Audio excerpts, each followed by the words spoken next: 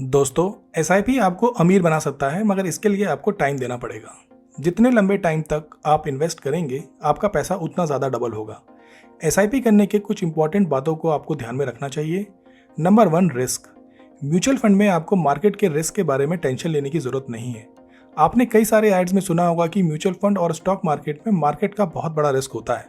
जब लोग पैसा डालने लगते हैं तो स्टॉक का प्राइस बढ़ जाता है, और जब लोग पैसा निकालने लगते हैं तो स्टॉक का प्राइस कम होने लग जाता है। एक नॉर्मल इंसान के पास इतना टाइम नहीं होता कि वो बैठकर कैलकुलेट करे कि कौन से स्टॉक का प्राइस गिरेगा या बढ़ेगा। जब आप एसआईपी के थ्रू इन्वेस्ट करते हैं तब आपको इन चीज़ों की टेंशन लेने की ज़रूरत नहीं होती, क्योंकि आप हर महीने कुछ अमाउंट इन्वेस्ट करते हैं। इसलिए जब मार्केट हाई होता है तब आपके पैसे से थोड़ा बहुत म्यूचुअल फंड खरीदा जाता है, और जब मार्केट लो होता है तब आपके पैसे से ज़्यादा क्वांटिटी के म्यूचुअल फंड खरीदे जाते हैं। Number 2, mutual fund entry time. जब आप एसआईपी के थ्रू इन्वेस्टमेंट शुरू करते हैं तो आपका एंट्री टाइम कुछ भी हो सकता है, लेकिन अगर आप म्यूचुअल फंड को छोड़कर स्टॉक को देखें तो आपका एंट्री टाइम बहुत मायने लगता है। लेकिन जब आप एसआईपी के थ्रू म्यूचुअल फंड में इन्वेस्टमेंट की बात करते हैं तब आपको इस बात की टेंशन लेने की कोई ज़रूरत नहीं होती कि आप कब इन्वेस्टमेंट शुरू करेंगे। म्यूचुअल फंड यूनिट्स की एवरेज कॉस्ट कम हो जाती है। नेव यानी कि नेट एसेट वैल्यू, जो कि किसी भी म्यूचुअल फंड का एक यूनिट का प्राइस होता है।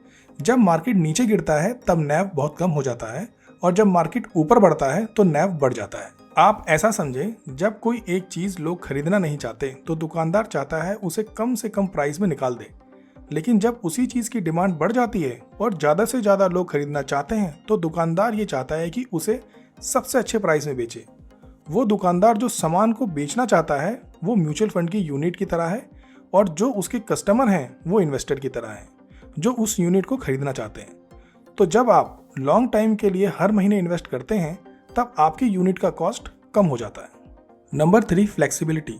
जब आप म्यूचुअल फंड में इन्वेस्ट करना शुरू करते हैं तो आपको फ्लेक्सिबिलिटी मिलती है कि आप जब चाहे अपने मंथली इंस्टॉलमेंट को कुछ महीनों के लिए पॉज कर सकते हैं या फिर रोक भी सकते हैं। आपको लग रहा होगा ये कोई खास बात नहीं है, पर ये एक इम्पॉर्टेंट चीज़ है, क्योंकि लाइफ में अचानक ऐसी सिचुएशन आ जाती है जब आप फाइनेंशियल प्रॉब्लम में पड़ जाते हो। ऐसे टाइम पर आप अपनी इन्वेस्टमेंट को रोक सकते हैं। जब आपकी फाइनेंशियल प्रॉब्लम ठीक हो जाए तो आप उसे वापस शुरू कर सकते हैं।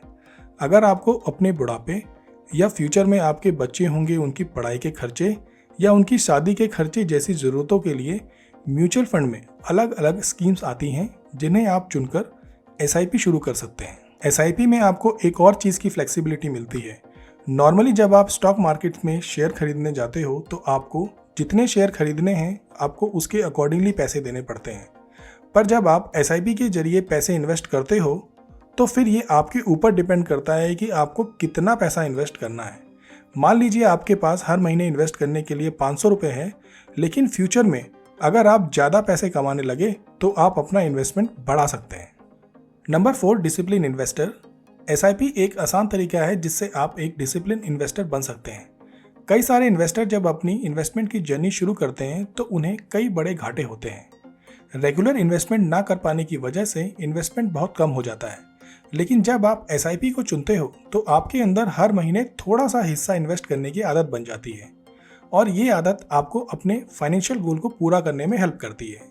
दोस्तों, इस वीडियो में इतना ही। मिलते हैं नई वीडियो में नए आइडिया के साथ। वीडियो को लाइक करें, शेयर करें, सब्सक्राइब करें और बेल आइकन को दबाना ना भूलें। जय हिंद।